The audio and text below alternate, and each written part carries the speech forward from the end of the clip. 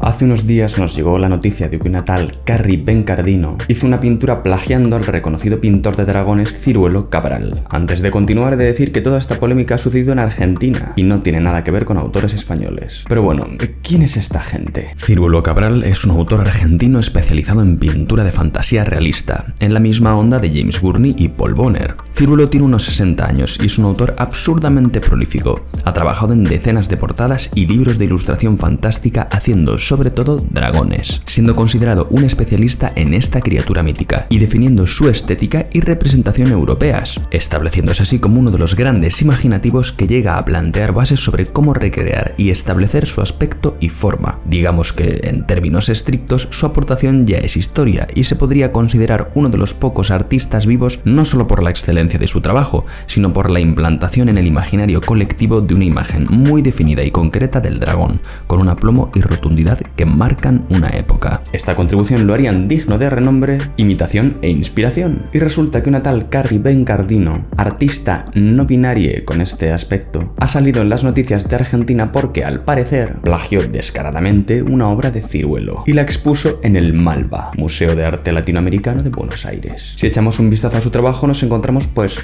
con lo que cabría esperar. Todo muy performativo, excéntrico, transgresor, incorrecto, rancio o desagradable. Un clásico ya en la actualidad, algo que pretende hacerse pasar por alternativo cuando es precisamente la pura norma y que está perfectamente integrado. Pero si está aceptado, ¿por qué este tipo de trabajo molesta? Por la actitud de estar luchando contra el mundo, de autores que realmente no luchan contra nada, y además que sea esa hipocresía lo que les da el reconocimiento o el prestigio. Si bien su trabajo no es nada del otro mundo en general, sí que hay ciertos trabajos que considero interesantes por aspectos pictóricos como la pincelada, la deformación o el uso del color. O sea que, pese a ser una presuntuosa un poco gilipollesca, no es ninguna inútil. En mi opinión, parte de su trabajo es chulo, es interesante y creo que hay talento. Sin embargo, el conjunto de la exposición parece un trabajo final de grado de una escuela pija, la típica escuela privada a la vanguardia de la pedantería artística, más insufrible sobre toda la faz de la tierra, donde además se habla de discursos políticos como el temor al fascismo o de los fascismos y tal, en fin, la presuntuosidad más pedante que te puedas echar a la cara, con además un barniz LGBT. En fin, un asco total. En mi opinión, todo esto le hace más mal que bien a su trabajo. Una obra perfectamente válida, con cosas interesantes, que podría defenderse por sí misma solo con las muestras que acabo de dar. Ahora bien, la polémica saltó porque entre todas estas había un plagio muy notorio a un trabajo de Ciruelo. No estoy muy seguro de cómo funcionará lo del plagio y todo eso, pero presentar un trabajo como original siendo algo tan evidente, creo que podría hacerle daño a su imagen como artista y además recibir ciertas penalizaciones. Como al final lo de las artes es un chiringuito lleno de cuentistas, pues no pasa nada, ¿no? Pero en un mundo serio, en mi opinión, hacer cosas como estas debería ser castigado, por mucho discurso y metacomentario y texto que haya detrás. No estoy seguro tampoco de los criterios que siga la galería o el museo, o el de los curadores o el de a saber qué encargado, para admitir este tipo de trabajos, o de admitirlos y no haberse dado cuenta, subsanar el error, sobre todo cuando se trata del plagio a uno de los autores contemporáneos más famosos a nivel mundial, que además pertenece a tu país. Pero esto es un poco de lo que trata el arte hoy en día, un posible buen trabajo opacado por la intención de hacerse popular o importante con gilipolleces, con plagios, dando la nota, hablando de fascismos, de ser no binario. ¿Pueden los autores dejar de decir chorradas y de actuar como payasos y empezar a dejar que sea su trabajo lo importante? Sin embargo, este tipo de polémicas te hacen salir en todos lados, con todo el mundo muy cabreado, y al final, en vez de medrar en tu contra, te llaman para todos sitios, te piden que colabores, que des una entrevista o una charla aquí y allá. En fin, no hay publicidad mala dentro del capitalismo, del que además, por cierto, ella y otros se aprovechan mientras lo critican. De todas formas, y de esto estoy casi seguro, que Carrie Bencardino realmente ella no quería plagiar a Ciruelo. Quiero decir que su intención no era hacer pasar su obra como original,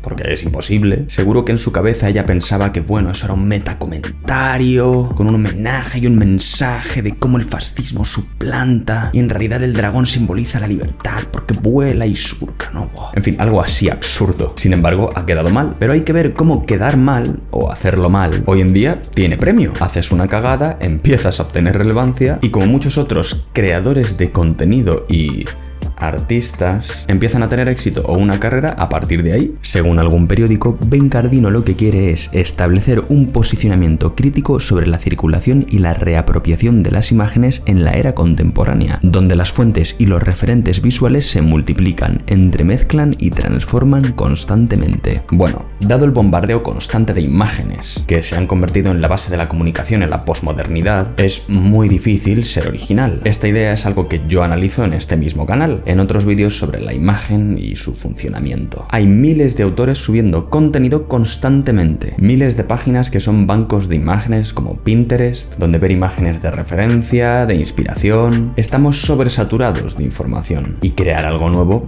es difícil. En ese sentido, Ben Cardino tiene un punto, uno bastante obvio si te dedicas en profundidad a las artes, en mi opinión, pero la manera que ha tenido en traerlo a la mesa ha sido un puto desastre. En mi opinión, este tipo de prácticas, de polémicas, de discursos de identidad, de política, que utilizan el arte como excusa o como vehículo, no me parecen positivos ni sanos. Muchas de estas personas ya vienen de situaciones negativas, nocivas, tóxicas, y este tipo de situaciones les legitiman o les premian por hacerse daño. Pero bueno, que actúen como quieran. Es un mundo libre. Ellos lo quieren llamar muchas veces punk e incorrección, pero en mi opinión es más profundo y delicado. Conclusiones que sacamos de todo esto. El buen trabajo no se valora. Los novatos lo desprecian. Depositan la importancia en cosas secundarias. No se puede o no se sabe distinguir algo bueno de algo malo. No se sabe valorar una obra bien resuelta, bien trabajada, de un trabajo cutre. En el trabajo de Carrie y toda esta polémica se demuestra. La peor mierda de todo dando la nota. Y lo más interesante o lo más potente que puede tener, totalmente invisibilizado. Pero, ¿qué más da, no? Por esto, el entorno público de las artes está tan destruido. En España pasa prácticamente lo mismo que en Argentina. Sin embargo, todo este escenario se solapa con una potencia y una exigencia tremendas en el mundo profesional, principalmente en el del arte comercial, el mundo del entretenimiento, contando dichas empresas de entretenimiento con algunos de los más grandes autores de nuestro tiempo para fabricar sus productos.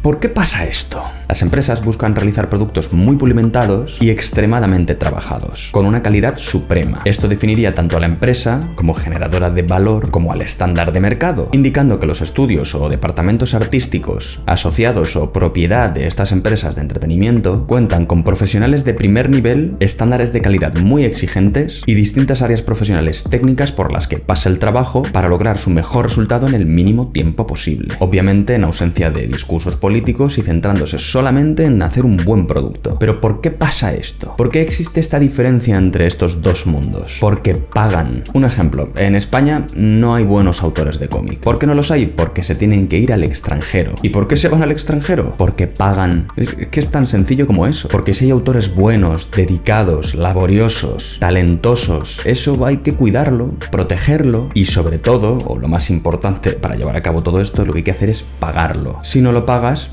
se va y lo que se queda pues es quizá no lo mejor. La primera vez que vi un libro de Ciruelo fue en casa de una amiga. No lo tengo, ni creo que tenga un libro de Ciruelo en mi colección, porque aunque es un maestro, no es de mis favoritos. Sin embargo, la primera vez que vi un libro suyo fue este. Y claro, le das a un niño de 12 años un libro como este y se hace pis en los pantalones del gusto. El libro era una pasada y las ilustraciones eran lo mejor que había visto en mi vida. En aquel momento no sabía quién era el autor siquiera, pero la potencia de su trabajo, su destreza, eran para mí lo más importante. Lo importante era el qué.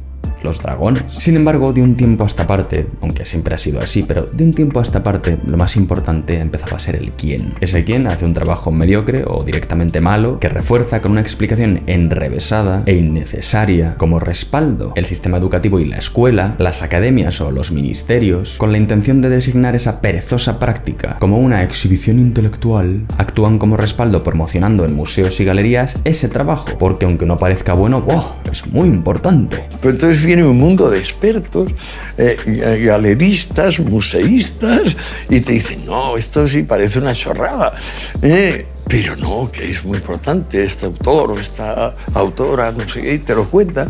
Dice, hombre, que es la primera vez en la historia del arte y la música que me lo tienen que contar. De esta manera validan ese trabajo, le ponen el sello de oficial y a correr. Y promueven que se siga haciendo, secuestrando las academias y su dirección, así como a los autores, que participarán del mismo juego entendiéndolo como éxito para tratar de subsistir. Y ya para colmo del remate, a quien se está linchando es al parecer al propio Ciruelo, por quejarse. Encima de que te homenajean, tío, fascista. Oiga, que me están plagiando mi trabajo. Fascista. Es sin duda un auténtico show. Y hasta aquí el vídeo de hoy. Dadle like, compartid o haced lo que creáis conveniente. Un saludo y nos vemos en el próximo vídeo.